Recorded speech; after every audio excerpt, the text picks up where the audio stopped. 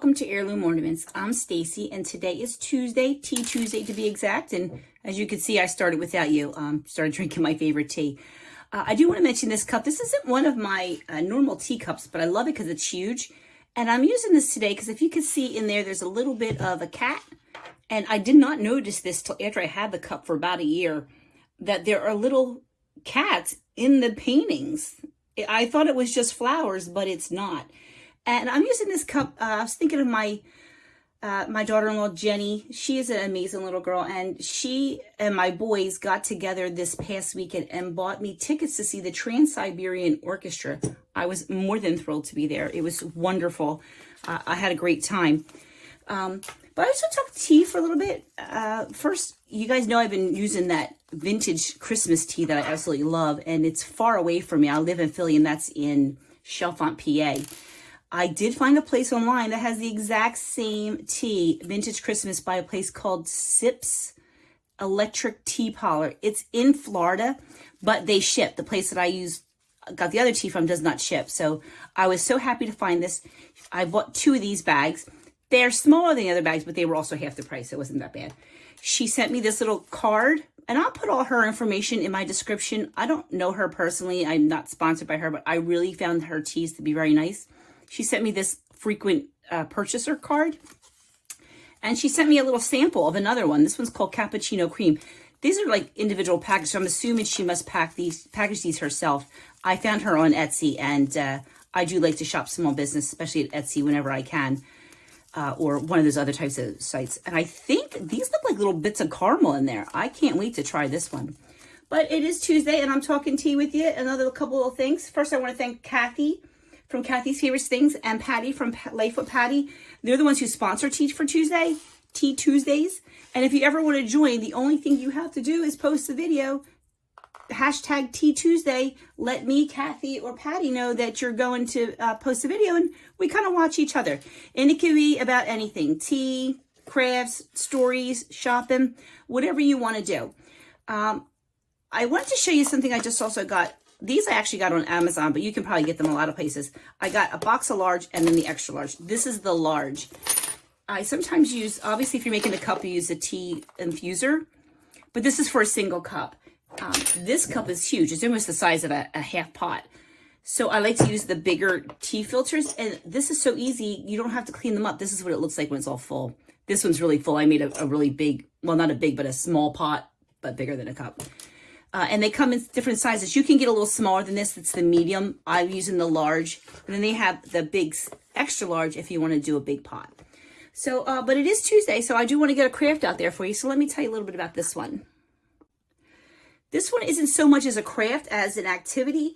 This is definitely for all my book scrappers. If you have tons of scrap paper, this is a great way to use your papers up. Sometimes I get papers and they're too thin really to make cards. They're only good for the embellishment part of the card.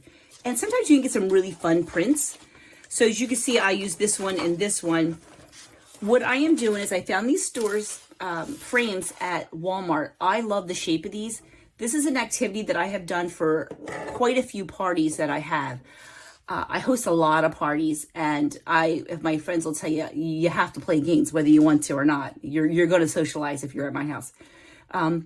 This I started years ago, and I've used it for many different parties. They're called conversation starters. So you put a question. I printed some online through my Canva account, which is also kind of like Print Shop. So if you have one of those accounts, I just printed some questions in a square. Or you could just print the questions if you only have a regular basic computer and no software. Or you can handwrite them out.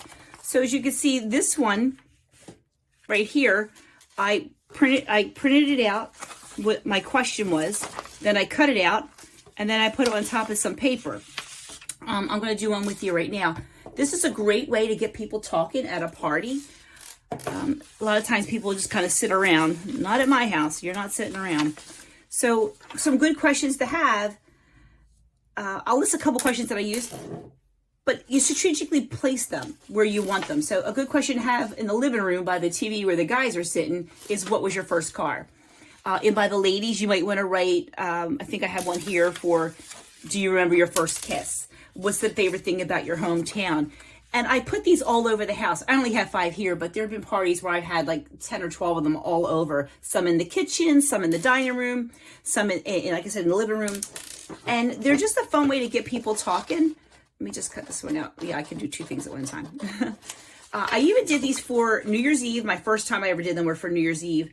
And the dollar store used to sell, and I haven't been there in a while, a strip of 3 little mini frames. They're called place settings for like a wedding. You can use those. And then if you want, you can tell people to take them home. It's like a party gift. I did that for my sister Donna. She got married recently and during COVID. So her bachelorette party was really small. And we're all old. We're in our 50s. So we had a little house party. But what I did was I got some really nice frames. And I put a bunch of fun girl questions in there. Like, who's your celebrity crush? And then maybe some other more risque ones if you wanted to. And I put them all over, and I put all the, I wish I had a picture of it. I put all the picture frames on one of my end tables, really nice. And I had everybody go pick a question, and whatever question you picked, you got to keep that frame. Now, this you can even do with stickers, and you can really embellish them. I would make them to look kind of like the question. For example, what was your first car? Put a car. For my have you read anything interesting lately? I put some books on there. If you're a scrapbooker, you probably have tons of fancy paper and little stickers.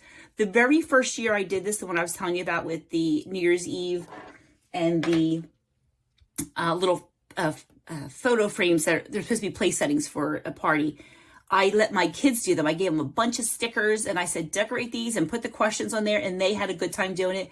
So this is a good way if you're having a house party to get even your little kids and all involved. It's just a fun way to get people to talk.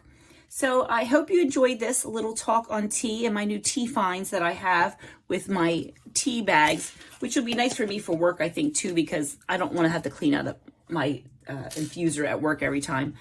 So have a nice Christmas, everybody. It is the last Tuesday before Christmas. I hope everybody got all their shopping done and you get a chance to sit and relax, maybe with a cup of tea of your own. I'll have this one for you in case you don't. And I will see you next Tuesday.